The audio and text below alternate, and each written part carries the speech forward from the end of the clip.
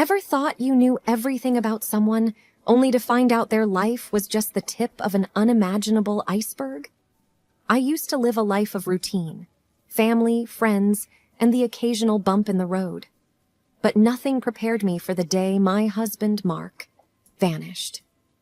His unexpected return unveiled a world of secrets, dangerous syndicates, and betrayals close to home.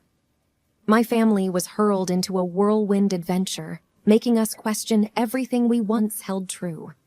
If you're curious about how a seemingly ordinary family navigated the dark underbelly of crime, deception, and revenge, I invite you to delve into our journey. What you'll find might just change your perception of the people around you forever.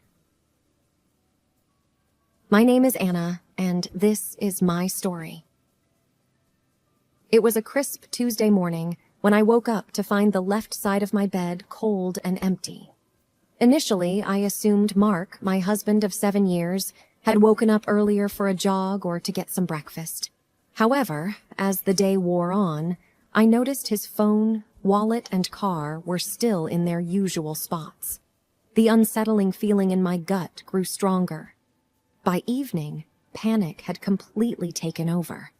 Neither his workplace nor any of our friends or family had seen him. The kids were restless, continually asking, "Where's Daddy?" Holding back tears, I always replied with, "He must be busy, he'll be back soon." However, soon turned into weeks, and weeks turned into months. No calls, no texts, no notes, no nothing. Just pure silence. The police were of little help. With no evidence of foul play, they marked him as a voluntary missing person. My heart shattered.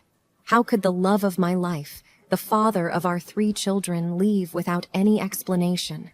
Every day was a challenge.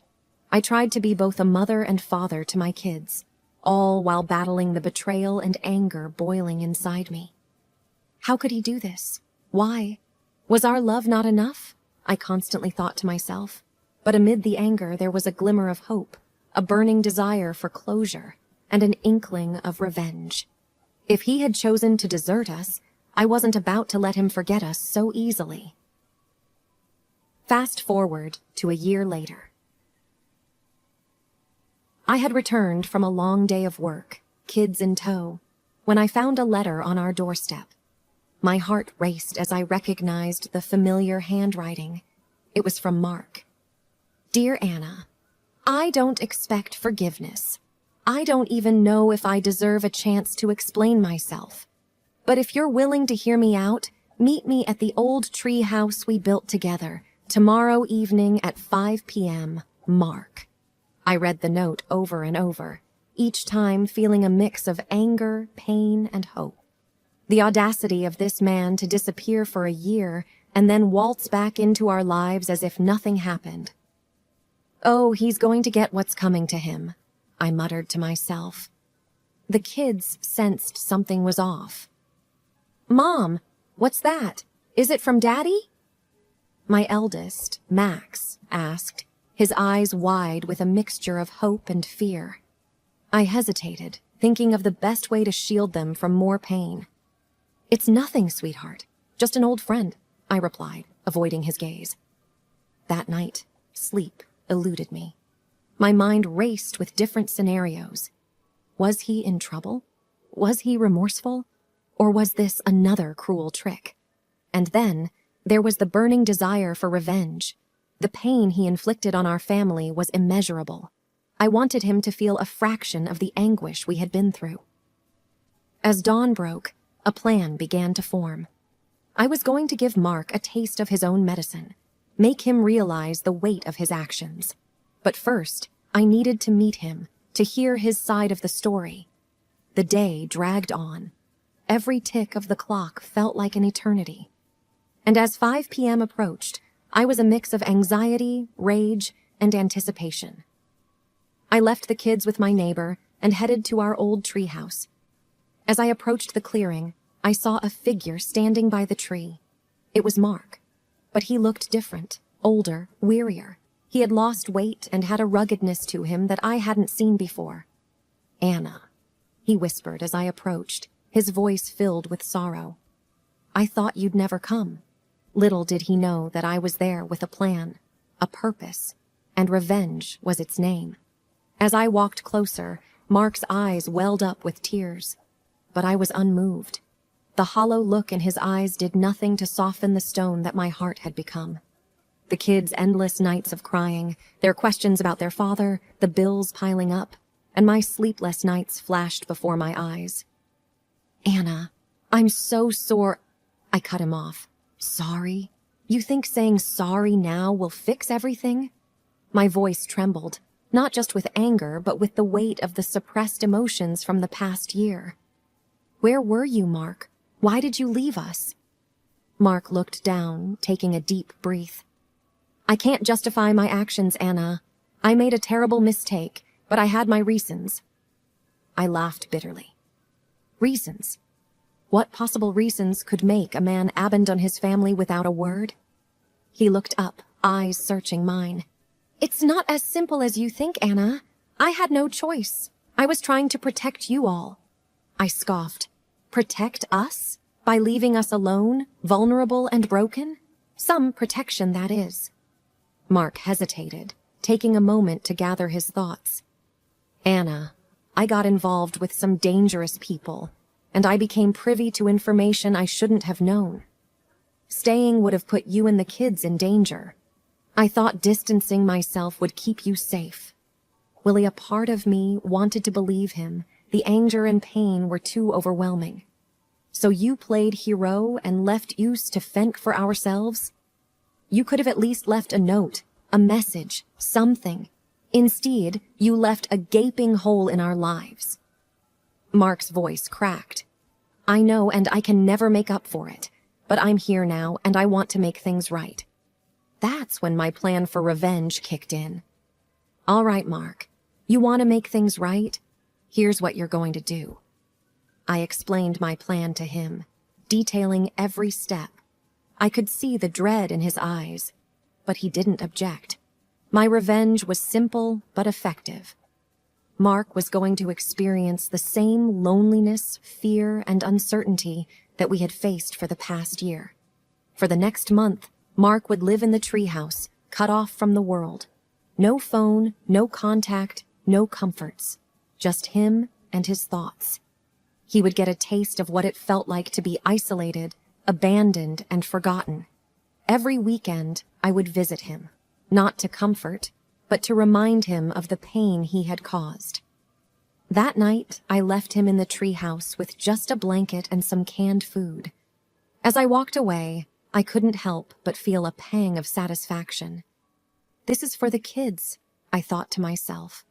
He needs to understand the pain he caused. Over the next few weeks, I visited Mark as planned. Each time, he looked more forlorn, more broken, the weight of his mistakes pressing down on him. But each visit also rekindled a spark, a connection we once shared. While I wanted him to feel the pain, I also found myself wrestling with the love that still lingered deep within me. One Saturday, as I approached the treehouse, I found Mark feverishly scribbling in a makeshift journal made from scraps of paper and tied together with twigs. He looked up, eyes filled with a mix of pain and determination. Anna, he began, I've been writing, reflecting on everything, and while this punishment is hard, it's given me time to think, to realize the gravity of my mistakes. I want to share this with you, my reflections, my regrets. His words struck a chord, and I found myself torn between my thirst for revenge and the lingering love I still felt for the man before me. The coming weeks would prove to be a journey, not just for Mark, but for me as well. The path of revenge had taken an unexpected turn, one that I hadn't foreseen. Week 5 was when things started to shift. The plan was clear, make Mark feel what we felt. But every weekend, as I climbed up to the treehouse, I was met with not just a broken man, but a transformative one. His writings painted vivid imagery of our past, our love, our dreams and hopes, all intertwined with his deepest regrets. He shared stories from his journal, and each entry was like a window into his soul. One particular entry stood out. Day 28. Every day I wake up to the chirping of birds, and as the cold seeps through my bones, I'm reminded of the warmth I willingly left behind. Anna, I dreamt of our first date last night, the laughter, the stolen glances. Waking up to this reality feels like a nightmare. I understand now, more than ever, the magnitude of my mistakes. Reading his words, the anger inside me began to dissipate, replaced by a myriad of emotions. Memories flooded back. Our first date, the birth of our children, the life we built. The weight of my revenge suddenly felt heavy on my shoulders. One evening, as I approached the treehouse, I found Mark engrossed in a sketch. He was drawing our family, using charcoal from the burnt-out logs of his small campfire. The raw emotion captured in that rudimentary artwork was palpable. Anna, he said without looking up. I've realized that living without you and the kids, even for this short period, is a fate worse than death. I've felt a loneliness that's deeper than the physical isolation of this treehouse. His voice trembled. Every day, I see the kids playing in the backyard from this tiny window. Hearing their laughter, yet not being able to hold or comfort them, has been torture. But it's a pain I've earned, and a pain I needed to understand the depth of what I put you all through. My heart ached. The revenge that once felt so just and warranted now felt misguided. But there were still so many questions left unanswered. The doubts remained. Why did he get involved with these dangerous people? Why not confide in me? One day, he handed me a folded piece of paper from his journal. It was a letter addressed to those very questions. Anna, I never meant for any of this. It started innocently, a business venture with an old college friend, but it quickly spiraled into a web of deceit and danger. They had ties to criminal syndicates, and I inadvertently became a witness to their illegal activities. I overheard plans, dangerous ones. And when they realized I knew, they threatened our family. My instinct was to protect you, but in my panic, I chose flight over fight. Every day I spent away was agony. The guilt consumed me, but the fear of those men finding you held me back. I thought staying away would keep you safe. Now, I understand it was the worst mistake of my life. Mark. As the weeks passed, my visits to the treehouse became less about reminding Mark of his errors and more about rekindling our bond. My revenge had set us on a path neither of us had expected, a path of understanding, healing, and redemption. But the journey was far from over. Mark's revelations about his entanglement with the criminal syndicate shocked me to the core. The heavy weight of fear and insecurity from the past year now had a name. But the more pressing question was, if he was willing to come back, were they still a threat? Mark, I whispered one chilly evening, the words escaping through trembling lips. If they're still out there, aren't we all in danger? He gazed out from the treehouse's tiny window, his eyes scanning the shadows beyond our garden. I've thought of that too, he admitted. But I made sure to leave them with a strong impression that I wouldn't spill their secrets. They believe that if they leave our family alone, their operations remain safe. The very idea that we were bargaining our safety against the secrecy of a criminal empire was terrifying. But Mark had a plan. He'd had a lot of time to think, after all. I reached out to an old contact, someone trustworthy from my college days, now in the FBI. I've sent him everything I know, anonymously, of course. If things go according to plan, they'll be rounded up soon, and we won't have to live in fear. As days turned into weeks, Mark's information began to make waves. Without revealing his identity, he had tipped off the authorities about several ongoing operations. News started trickling in about arrests and raids on syndicate hideouts. The web of crime started to unravel, and we dared to hope. But revenge has a funny way of looping back. My actions, designed to punish Mark for his absence, had unexpectedly made him a cornerstone in dismantling a criminal empire. And while we reveled in our newfound hope, we knew that the conclusion was imminent. I began to notice unfamiliar cars parked at a distance, men in sunglasses watching the house. Paranoia grew. Had they connected the dots? Was Mark's cover blown? One afternoon, as I played with the kids in the garden, an unknown number flashed on my phone. Answering it, I heard a distorted voice. "You think you can hide from us? You'll regret it." Fear clawed at me.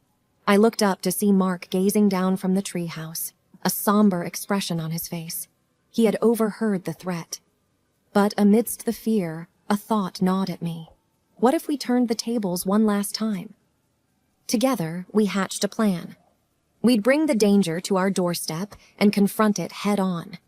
Using his contacts, Mark arranged for law enforcement to be on standby. And then, we baited the trap. Mark sent out a message, one that indicated he had more information that he'd release unless they backed off. The evening was tense. We fortified the house and waited. The quiet of the night was broken by the sound of approaching vehicles. Headlights flashed, silhouettes approached, and then all hell broke loose. But the syndicate didn't expect what awaited them. As they made their move, floodlights illuminated the garden, blinding them. Law enforcement agencies swooped in, catching them off guard. It was a confrontation, but it was one-sided. In the aftermath of the takedown, Mark was heralded as an unsung hero. His anonymity preserved, he played a pivotal role in bringing down a major crime ring. But that was secondary to our primary victory. Our family, once fractured and lost, was whole again. Yet, as I laid in bed that night, one burning question remained. Was our journey truly over? Or were we merely at the cusp of another adventure? Only time would tell. The next few months were a dizzying whirlwind. As a family, we took a collective decision to move, seeking anonymity in a smaller town far from our past haunts. It wasn't just about evading remnants of the syndicate, but also about starting fresh, free from the specters of our past. Life in the countryside was different, calmer. The kids adapted quickly, losing themselves in the vast fields and forests. Mark took up a teaching job in a local community college, and I started a small online business. Our once fractured lives were mending. There were moments, though, when the weight of our shared history would crash down on us, especially on quiet nights, when the howling of the wind echoed the haunting memories of our past. One evening, as Mark and I sat on our porch, watching a breathtaking sunset, a black car pulled up in our driveway. The sight immediately filled me with trepidation. Could they have found us? I thought. But then, a familiar face emerged. It was Brian, Mark's college friend and our FBI contact. "We're not fully in the clear yet," Brian began, his face grave. "Some of the syndicate's members evaded arrest, and they're regrouping. They might not know where you are now, but they're looking." Mark's face darkened. "I thought we were done with this." "We almost are," Brian reassured. "We just need something more. A final piece of evidence to put them away for good. The leader, the one truly pulling the strings, has been elusive. We believe he's overseas, but we have a lead, a meeting point where they plan to regroup." Mark's eyes narrowed. "What do you need from us?" Brian sighed. "A bait. And that bait is you, Mark. We'll ensure your safety, of course. If this works, it'll be the end. Forever." I felt a shiver run down my spine. The thought of putting our family in danger again was unbearable. But there was also the promise of finality, of permanently ending the nightmare that had shadowed us. With a heavy heart, and after many discussions, Mark agreed. It was time for one last game of cat and mouse. Brian's team meticulously planned the operation, ensuring layers of protection around Mark. The chosen location was an old warehouse, and I insisted on being close, hiding in a surveillance van with Brian. The night of the operation was agonizing. From the van, I watched Mark, a lone figure, waiting. Hours dragged on, until finally a limousine pulled up. Out stepped a figure, face hidden by shadows, but the unmistakable aura of power evident. As they conversed, Brian's team prepared to strike, but suddenly, alarms blared. The warehouse was rigged.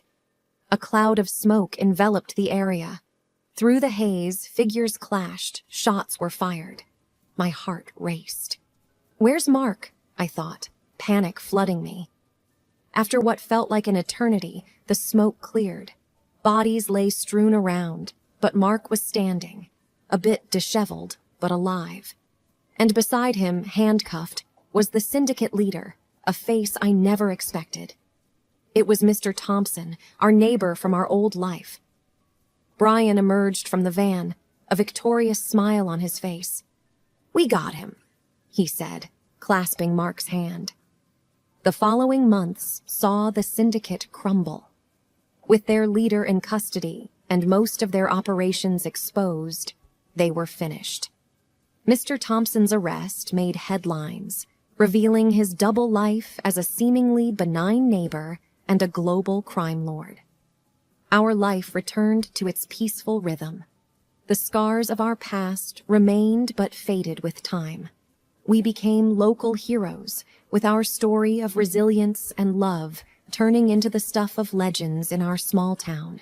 The past's shadows receded, and as we moved forward, we held on to each other tighter, knowing that together we could overcome any storm. And so, our tale comes to a close, not with an ending, but with a new beginning.